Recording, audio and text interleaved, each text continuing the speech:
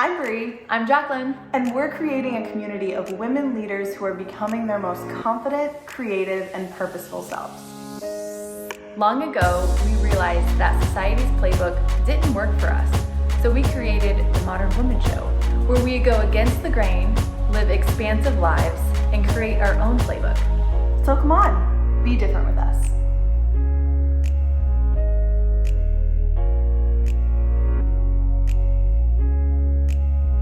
Find your own way. Oh yes, today we're talking about finding your own way. What the heck? What's going on, Bri? How's it going? How are you? Oh my gosh, summer's in full swing and we're just happier than happy about it. It is. It is. And I'm so excited to talk about finding your own way. I feel like with this topic, we both have done this in our life. Mm-hmm. But what's so incredible to me is this vastly different ways that we got there. Mm-hmm. Just like so different. And I'm really excited to just kind of share a little bit more about our stories and how we have found our own way. Yeah, exactly. And this episode is probably 6 or 7 years coming. And I realized we didn't know each other back then, but I say that because, I heard a quote back when I was going through all the hard things, like, your story becomes the thing that you help others with, right? Your pain is the thing that you support other people with. And I remember thinking at the time, like, I can't wait to get to that point. Right. Yep. And actually feel it and live it. Like we've heard pain is power. We've heard our greatest struggle is our greatest strength. But like, what does that actually mean? Yeah. And I think we're about to explain what that means. Yeah. For me, I feel like, I was diagnosed with epilepsy when I was 5 years old. Because of that diagnosis, I'm not sure how many of you are familiar with epilepsy, but it is a neurological condition that is associated with irregular activity in the brain. And it caused me to test years behind my peers academically. I really struggled cognitively.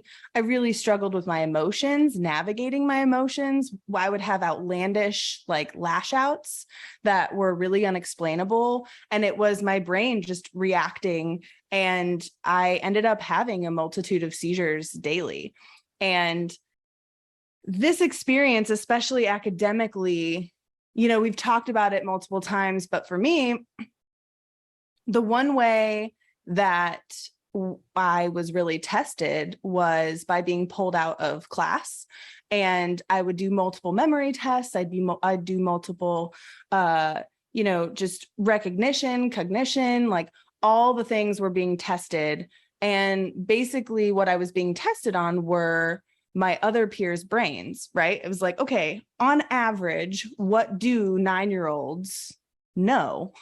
And then it was like, okay, Bri, let's pull you out and test your brain and see how epilepsy and seizures and all the things are impacting you academically. Like, why are you testing 3 to 4 years behind your peers? Like, what is happening in your brain?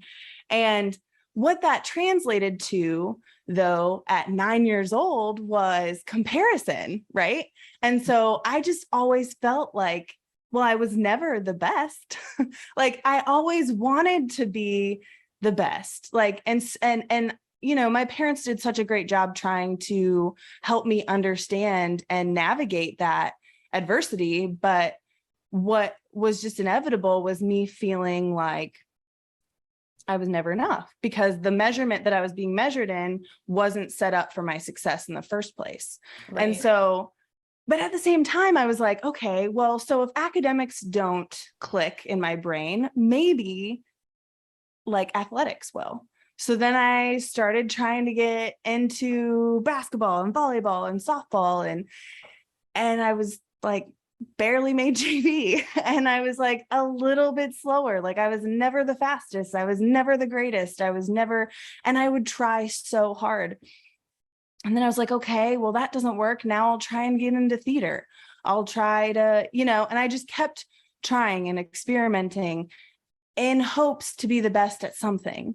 And, it wasn't until I realized what my greatest strength is It's a multitude of things. Like I am really good at a lot of things, but I think what's even more powerful than being the best is being able to define what the best means to me. Like I was the most loving friend. I was the most supportive being. I understood emotions on a way deeper level at such an early age because I went through so much adversity. So I had to learn what it means to truly love yourself. I had to learn what it means when your friends don't get it and having to advocate for myself. And all those little lessons allowed me to kind of kickstart some things that take other people a lifetime to learn, which is finding your own way and defining what success and what happiness and what that actually means for you. You know, I wanted more than anything to be that final basketball shot at the buzzer that won the championship. You know, I wanted to be more than anything that honor student who tried really hard. But I think what was more powerful was that I still chose to show up every day and I still chose to do my best. And that's all that you can do. And my best ended up being enough for me, finally. And that was when I started making it a more intentional daily practice to make more actions aligned with that definition, my definition. Oh my gosh, I have the chills. That is so powerful. Yeah. Was there anything in particular that helped you make that pivot or move from, kind of reacting or being in this big swimming pool of everybody else's expectations? Yeah. Into like, no, I'm going to create with confidence and purpose. I think it was when I was 13 years old. I was at 10, I had a 2.5-hour seizure that caused me to flatline and I was pronounced dead, and happy ending, I'm here. But that experience caused me to be impacted even more cognitively. And so I was actually turned away from 3 different schools that year because of how it impacted my brain and my ability to show up academically. And my mom actually homeschooled me for 2.5 years and totally debunked everything school-wise. Like we weren't doing standardized testing. We were, doing the entire curriculum around interests and things that lit me up. So I was intrinsically motivated, and that experience was life-changing. But then when I was 13, she was diagnosed with a rare liver cancer and passed away 6 weeks later. And I think all those lessons that she had taught me, all that comparison that I had been doing throughout my academic journey and my story there, hit me when I was sitting in that hospital room with like my hero, who had given me these belief systems and had helped try and guide me to creating that definition and finding my own way and speaking that life into me. I think all those lessons kind of felt deeper because of that realization that I might not get that verbally anymore from her, right? Or physically. And that was navigating that grief and experiencing such a loss, I think, was also really one of the greatest superpowers that I could have ever learned in life, because I feel so much deeper, and it just made me realize how precious life is, how short it is. And I truly started learning what it actually meant to live as though life is short, to live in alignment, to live in to pursue your dreams, right? And that like dream tracer, like spiritual being that has always been inside of me started coming out, where at 13, I definitely could not articulate that was what was happening. Right. But now I know how pivotal that experience is. And like we were talking about earlier, pain being power. I mean, that was the most pain that I've ever experienced in my entire life. And I still feel that pain today, but I think it also allows me to feel and know that going after whatever lights me up, doing the things that make me happy, finding my own definitions of success, which to me is happiness, is that's it. Like that is life. That is the liberating aspect of finding your own way, is living for you. And I'm grateful for my mom for that. So I'm too. She visits me in my back porch on as a cardinal sometimes, but I love all my cardinal friends. So much wisdom. I was just thinking, you at 13 and me at 13, two totally different people. Yeah. And our stories are so different. I love that because I feel like it's a very similar theme, like that. Who defined success for me? Who told me that I should want to, be first at everything?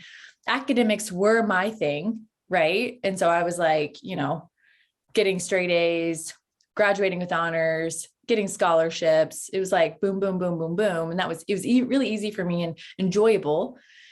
And then, graduating college, it's like, I got this great job and I got married really young and, I had a baby, and like, that's what was success according to somebody. Right. I was like, I'm just going to keep on getting those things. Let's do it. Let's do it. And from the outside, I was like, get it, girl. Like you're doing great in life because you have this awesome job and you have a young family and you're supporting yourself and, you're reasonably fit and whatever. And I'm just like, I was not. And I think I've shared this on the podcast before, but I remember looking around me. I was sitting at that awesome job and I was looking outside the window and I'm out of my cubicle. I was like, no, everything inside me, I couldn't articulate it at the time, but it was just screaming no. And I was like, who said this was right? It was fun to experiment and try and get it. But so many people are, have been at this point in their lives, but then didn't know what to do with it. The way I reacted was I remember running down the hallway, actually walked because I was in HR and everything was fine. I remember like crying, and kind of having this quarter life crisis. And anyway, life shaped up differently. At that point, I decided, I was like, are these things really what I want? Decided no. So then started taking big actions, but in small ways. And then it was like day by day, pivot by pivot, ended up where I am now, which is a completely different place. It may look different or may look the same from the outside, but I promise it's completely different.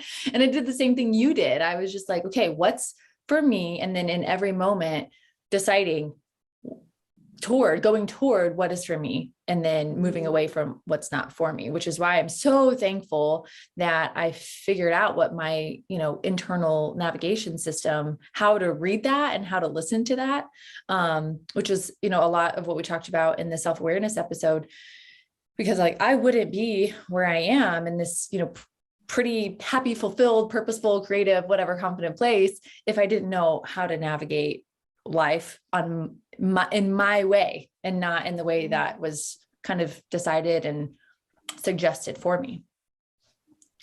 So it's very similar. I mean, it's very similar situation that we both found ourselves in, but very different stories. And so one thing that I think was really helpful was kind of like drawing lines in the sand. And I mean metaphorically, but really taking a step back and listening to that voice inside me that was like, no. And instead of me just deciding to go out and wreak havoc on my life, which may have looked that way in some cases, which sometimes is acceptable, but it's not for everyone. Right. But for me, it's like to really take a step back and be like, okay, no, then what is it? If it's not this, then what? And actually I hear from a lot of people who are like, okay, if it's not this, then what? And I suggest, starting to write those things down. Like what does your brain go to? What does your mind wander into when you're in the middle of your day or in a not very happy situation? Like, what do you dream about? And like, have you written that down? And normally the answer is no, which is fine, but it seems like such a very simple move. Like, well, I could do that anytime, but it's so powerful. And that's why journaling as a practice is so transformative. But if you just try it one time, if you've never done it, to write down what your dreams are, and then you can start like moving from there. And I think seeing it is so powerful for so many people. Some people can do it in their mind. I think you're one of those people who can. Yeah, but I do not. I mean, I used to, but until you started, until Growth Day came into my life, I've started writing more things down. And I talked about this a little bit in the manifestation episode, but I think that's the sole reason why a lot of this whole van life and us selling our house and traveling the country is even possible, is because we had to believe that it was possible. And one of those beliefs was breaking down those barriers. Oftentimes you write down like, I want all these things, but it's hard to truly see that come to life. Mm-hmm. But writing it down in some way, shape, or form is really helpful to just kind of break it down and take it step by step, rather than seeing it as such a big, outlandish, I know. It's so simple, but it makes such a huge difference. And that's, if I could go back and tell myself I would tell myself a lot of things. But again, like you, it was probably my lowest low in life. And I remember thinking, like, can we just what's that song? Like, skip to the good part? Yeah. Yes. Can we skip to the good part? I know. That's what I wanted to do so badly. And I was like, I'm sure this will help somebody someday. But in the middle of it, you're like, what in the actual is going on? But if I did go back and start to dream and start to journal on paper back then, I'm sure it wouldn't have taken as long, which is fine. The journey is part of it. Right. But we definitely took a lot of wisdom and packed it into a really kind of unlocking period. We just took a key, basically handed over a key, and what we're calling the confidence course. And I know I keep mentioning it over and over, but it's like, it really does lay out that exact map. And it's not the map, it's your map. And so I think that really is the secret to finding your own way. It's just figuring out what your internal navigation system is, writing some things out and starting to go down those paths and experiment a little bit, go with wisdom a little bit, but also just be really in tune with who you are and letting life unfold. A little bit of effort and consistency on your part. Yeah, right. But it's literally the framework and a set of resources and tools that help guide you to your own internal navigation system. I love how you put that. That is so perfect. Yeah. And we talked about it a little bit too. Like Jacqueline and I just recently did an amazing speaking engagement for the Junior League of Indianapolis. Oh my gosh. We were both so lit up after this experience. I mean, the women, the messages, the just experiences that we all shared were so powerful and incredible. But one really phenomenal question that came up multiple times was, and this was actually pointed out to us, but one of our audience members said, it seems like you all make big outlandish actions. How do you go from like someone who doesn't believe, like, how do you go from someone who doesn't even know how to find their way to making all these actions that are aligned with you defining your own, and we both just kind of looked at each other and we kind of laughed and we were like, actually, you're right. Yeah. A lot of our story has to do with big moments, but I think, and big actions. And I think the answer to that is, for us, they feel very natural. And it might seem big to you, like we were just talking about, because it does seem like this dream. Okay, great. Now you all are living in alignment. You love your careers. You're really happy, but like, so many people want to be happy, but how do you go from I'm not feeling happy to creating what success means, which is to me, that's why I keep saying happy, because that's what success is to me. So how do you go from not successful to successful? And I think it all has to do with taking those 1-inch steps, like write down what those things are, take it day by day, first learn, what even do you want? Some people don't even know how to articulate that, which is totally okay. We didn't, but that it takes like, it's step by step. And it's not something that we woke up one morning and we're just like, you know what, I'm going to quit my job and start my business. Or, you know what, I'm just looking out this window. And that, I think a lot of it had to do with a series of experiences that we had encountered that, kind of piled on to one another to create this decision of, I need something different. And I think that's exactly what it was. I think we were rewiring our brain and programming and recognizing like, this isn't lighting me up. This isn't exactly aligned with where I want to go and who I want to be.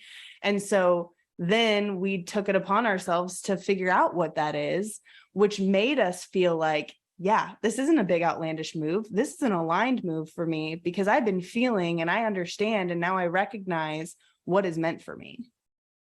You bring up such a good point, Bri.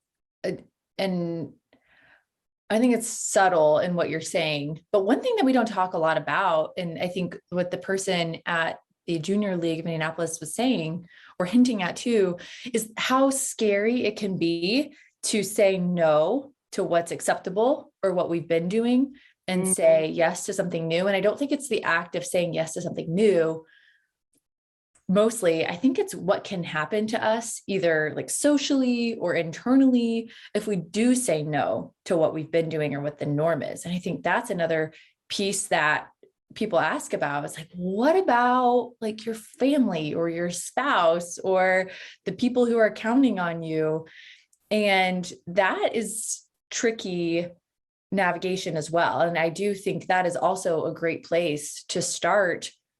One, understanding that that's a part of it. And then two, rewiring your brain so that, and we did it too, and have been doing it. Like it is very brave to go your own way. It is very brave to intentionally change your mindset every single day. And when you're expecting people to, cut you out or shun you, or, those are the worst things that can possibly happen when you are changing.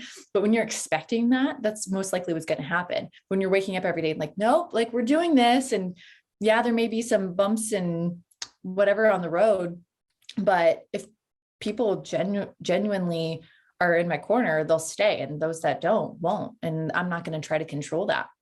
Mm-hmm. So I don't know if we were going to touch on rewiring in that context, but I think it's another good piece to add when we think about what we're telling ourselves every day and how these choices are impacting our path, our plan, and then what's going to happen around us. Absolutely. Yeah. Oh, 100%. Yeah. And it is so powerful. I mean, it does, when we are so influenced and we are living our life in a different way than where we would like to be living our life, give yourself some grace, give yourself some time. It takes time. We're still learning too. It's like, I think that was a huge lesson for me, especially with the mindset of life is short and learning about grief and loss at such an early age. I was like, seize the day, do all the things, be all the things. But I think that's been a huge lesson that I've had to learn too, is that you have so much more time than you think you do. And to just take it step by step. And yeah, it is a lot of unlearning and relearning. And most of our daily habits have been years. I mean, I'm 29. And so that's been 29 years of learned behavior that I've had to unlearn, rewire, and, process. So it takes time. Yeah, it can take time, especially for people like me and probably you, Bri, who like to learn things our way. Right. So there's a benefit to, wanting to go out and have our own trail and our own path, but also I'm sure somebody down the line tried to give me advice and I was like, nope, I'm going to learn it. Hard pass. I walked into a situation this weekend where I found myself giving some advice. And I was like, if only I would have listened to myself 20 years ago, I would be a different person. But it took me, 30 something years to actually let it land. So here we are. So that's fine too. I love how you said that. Yeah. Yeah. And that's part of it too, right? I really feel like trusting the timing in your life is also important. Because sure, we could have learned a lot of lessons, maybe quicker if we did things differently, but I feel like we wouldn't be the people we are today, which is why, trusting the timing and the process of things is important too. Totally. And now looking back, I would say most things I'm okay with not learning the hard way now. Mm-hmm. People give me advice and I heavily weigh it. Mm-hmm. I'm like, oh, that might be some good advice. I might listen to that and take it. True. But there's also a lot of research, and like when you have a direct experience related to whatever you're learning, it is more impactful than being told. And that's something I learned a lot about when I took a lot of parenting classes back in my undergrad. And that was something we learned a lot about, was how, when our brains are developing, it's more impactful and we learn more quickly and more effectively when we are experiencing it in the best way for us, that is aligned for us, even as children and as kids, especially as children and as kids. So yeah, I like that we've chosen our way to learn. So Me too. And I like that you have all these parenting classes that you've been hiding from us. I know. I took so many. Of like, so many parents could benefit from that. Yeah. Me. Yeah. But I always feel weird talking about that sometimes when I don't have the direct experience as a parent yet too. So that's okay. I'll tell you if it's, realistic or not. True. That's true. Yeah. Okay. You can hold me accountable. You can use me as your, your mad scientist lab, which is nothing new. So perfect. Oh my gosh. Awesome. Well, I think, a great resource, a great tool for this episode is, again, the confidence course. And it is linked as always here. Anything else you wanted to add, Bri? I think too, just if you are starting from the very beginning and you're like, I really want to start figuring out what my way looks like, I would start with listening back to our self-awareness episode too, and just some different strategies and resources that we shared there. And like you mentioned earlier, journaling, definitely check out Growth Day, the app. It's huge as far as resources go. It's a one-stop shop for everything. And, we've shared in previous episodes some podcasts and things too that help keep rewiring our brain and how we keep going and keep ourselves lit up. So check those out too. But other than that, nothing more to add except for, I don't know. I love you all. I love you. I love you all. And we're rooting for you, and keep being different. Till next time.